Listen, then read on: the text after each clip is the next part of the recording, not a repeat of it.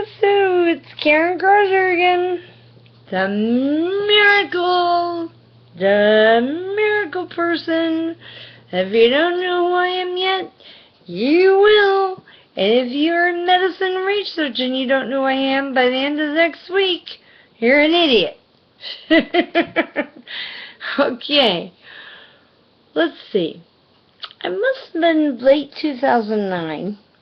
One morning I had taken my Adderall so I could function, thanks to Dr. Mark Ashby, and I tripped. I saw that trip coming. I was going to hit my head. I was going to hit my head hard. My roommate Judd watched as I did it, and sure shit, knocked me out cold. He said I looked like I was starting to turn purple, so he called the ambulance. And rather than going with me or telling them anything, he just plopped my purse on me and sent me off to the ER. I had some weird visions of being shuffled around the ER all night. No x-rays, no treatment, no nothing. Now these idiots have a purse sitting on top of me. Do they ever bother to look in my purse at all? Hell no. What should you do when a patient comes in unconscious but happens to have a purse? Look in it. Is there medical information? Are there allergies? How about the port in my chest? How about my medications I'm on? No. They do a drug test on me. It came up positive for amphetamines. No shit. But do they look to see why? No. They write me off as a drug overdose and send me home the next day in 2 hospital gowns. I go home, and I also had to have had a concussion that was never treated, because I could not think. I sat there, and I sat there, and I sat there, and then all of a sudden it hit me. Oh my God, what's wrong with me? My left arm. I can't move. I can't feel it. I'm paralyzed. Just like the love of my life, Christopher Reeve, who died. I'm now paralyzed. What do I do? I'm thinking of all the things I can no longer do. I can't tie shoes. I can't button buttons. I can't wash dishes. I can't do laundry. I can't cook. I can't do anything. I can't do anything with one arm. What the hell? I sat there some more, and then Christopher Reeve popped in my head, and I just pulled up a speech. And just so happened it was his last speech before he died. In that speech, he emphasized certain things. He talked about a bike that 500 paraplegics had gotten the opportunity to use and had walked again. He emphasized the importance of immediately upon injury, intense professional high-core physical therapy daily, intense blah blah blah blah blah. You know, I'm like, okay, so this is what I'm left to work with. Well, still there's no diagnosis, so I go to a chiropractor hoping that I'm wrong, and he says, don't they have any x-rays? I said, no, they didn't take any. And he's the one who told me they diagnosed you a drug overdose and didn't take any. I went, what? So he goes, you want me to take some? It'll cost you $50 because it's not covered here. I said, go for it. Let's see what you find. He comes back, he goes, Karen. He says, I don't think you need me. He says, I think you need a neurologist. I said, why is that? He goes, well, look at these x-rays. And I have a lot of medical knowledge, and doctors who know that about me and are smart treat me like a doctor. He says, do you see your C5 and your C6 vertebrae? And I said, yeah. I said, what's wrong with them? He says, you notice it. He said, that C5 is just a little not right, and that C6 is really out of whack. He says, I think you have a spinal cord injury. Really? No shit.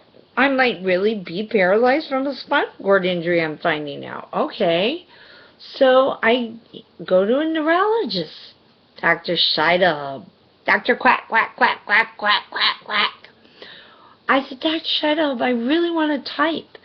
How long before I can type again? He said, oh, Karen.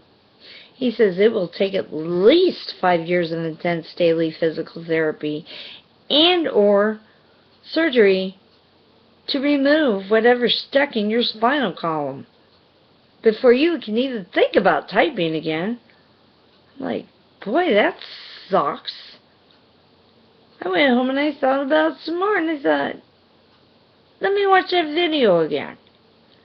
And then I decided to set up my own physical therapy. I decided to use these women that took turns coming in every single day to my house. One would use a vibrator, and one would use physical therapy. Well, it turns out the vibrating was bringing the nerves back to life, so I could feel things again. It was creepy. It was icky. Ew. It was icky. And then the other one to try and get movement. But I went beyond what they told me to do. I was like, I'm at this 24/7. I did things that he didn't say to do. I took off my brace. I went in the shower. I put my hand on top of my head and I moved it back and forth with the shampoo in it to try and retrain my hand what it's supposed to do. I took that brace off all the time and tried to do things I couldn't do. I knitted tissue one day and I noticed I had some movement that morning. Just a little tiny bit between these two fingers. And it was enough, though, for me to finally grasp a tissue in the box. And I pulled for probably an hour. And then, pop, out came the little tissue. Hope! But as much progress as I was making, the one thing that wouldn't happen was this. That wouldn't happen.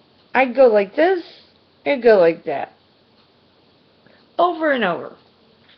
One day making one of these videos, I wish I could find that one, I'm going about all the things I can't do, and I go, and I can't do, and I went, wait a minute. That's not supposed to happen. I got my wrist back. And then it was just a matter of finger exercises, because my hand was deformed. Then it was a matter of being able to hold this hand up, like this hand to type.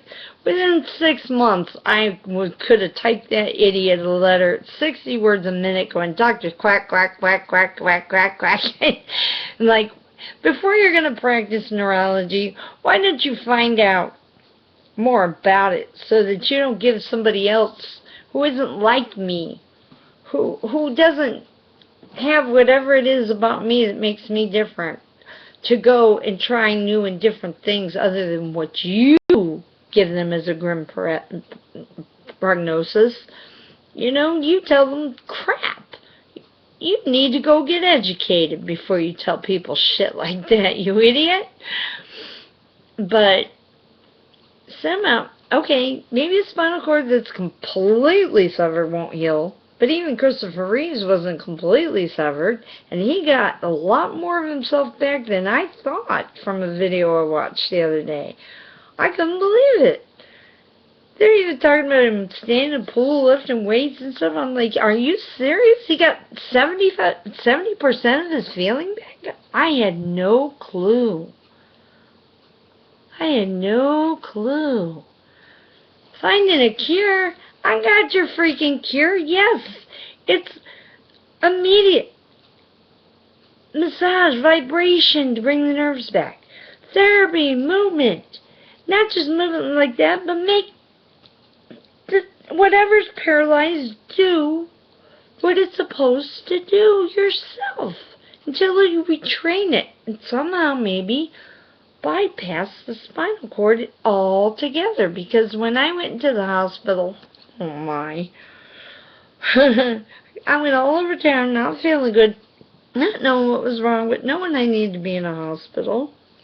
Got in the doctor's office and finally said, this stupid nurse practitioner, well, just go have yourself admitted to the emergency room. If they think you need to be admitted, then we'll admit you. Well, I'm there watching the monitors as usual. I die. I'll tell you more about that later. God. They have no idea what caused me to die. They have no idea how I brought myself back. I know how. I remember what it was like watching the monitors and all of a sudden watching everything drop. And the last blood pressure reading I saw was 30/7 before I saw an orange light. Everything went dark, no pain, no nothing, no feeling, no. But in the distance I could hear a nurse going, hurry, get somebody, she's coding. And that was it. And then all these millions of memories I have just started flying by so fast. I'm like, where are they going? Where are they going? And then it started to get less and less I cared where they were going or what they were. Until one thing popped into my head. Julian! My miracle son. I said, Karen, you've got to live. You have to live for Julian. You have to come back to life. Julian needs you. You cannot die. You have to live. And I came back, and everybody's standing around looking at me. And I said, are you going to admit me? They said, oh, yeah. They had no idea why I died or how I made myself come back, because they didn't do it. They never had a case like that happen before. Any of you researchers, any of you Mayo Clinic, any of you doctors out there interested in having an explanation for this? Here I am, Karen CROZIER. More videos to come.